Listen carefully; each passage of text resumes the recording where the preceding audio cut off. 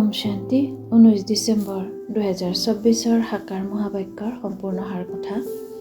মৰমৰ সন্তানসকল, এই পুৰুষোত্তম সংগম যুগ, স্থানান্তৰ হোৱাৰ যুগ। এতিয়া তোমালোক কনিষ্ঠৰ পৰা উত্তম পুৰুষ হ'ব লাগে। প্ৰশ্ন: পিতাৰ লগতে কোনসকল সন্তানৰ মহিমা গায়ন কৰা হয়?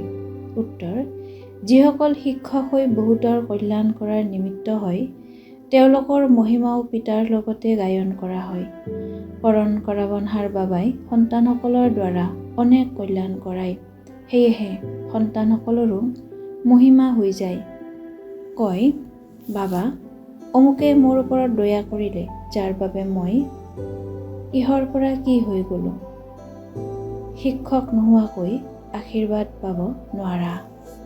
ধাৰণাৰ বাবে মুখ্য সাৰ: 1. সদায় এইটো স্মৃতিত থাকিব লাগে যে আমি আত্মা পুৰুষ।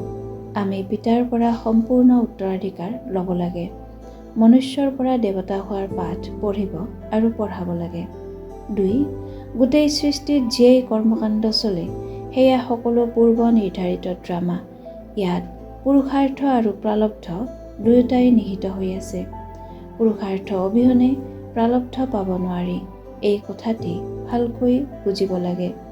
বৰদান: যিকোনো সেৱা সঁচা মনেৰে বা নিষ্ঠাৰে কৰোঁতা সঁচা আত্মিক সেৱাধাৰী হোৱা।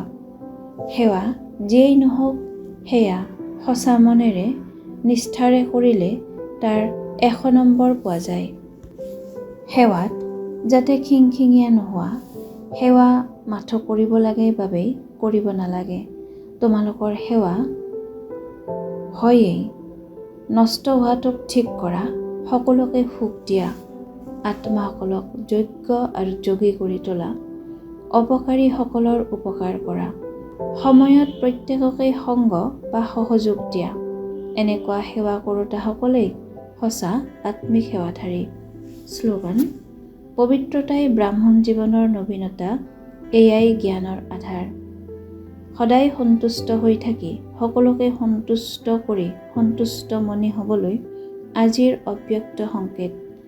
এই চূড়ান্ত অধ্যয়নত প্ৰতিগৰাকী সন্তানে 3খন প্ৰমাণপত্ৰ ল'ব লাগে। প্ৰথমে নিজে নিজৰ প্ৰতি সন্তুষ্ট হৈ থকাৰ প্ৰমাণপত্ৰ, দ্বিতীয়তে বাপ দাদাৰ দ্বাৰা প্ৰমাণপত্ৰ আৰু তৃতীয়তে পৰিয়ালৰ সম্বন্ধ সম্পৰ্কত অহাসকলৰ দ্বাৰা প্ৰমাণপত্ৰ। পৰিয়ালত যিমান ব্ৰাহ্মণ সন্তুষ্ট হ'ব, সিমানেই ভক্তসকলেও তোমালোকৰ পূজা সন্তুষ্টতাৰে কৰিব। নিয়ম মাফিক নহয়, অন্তৰেৰে কৰিব। ওম শান্তি।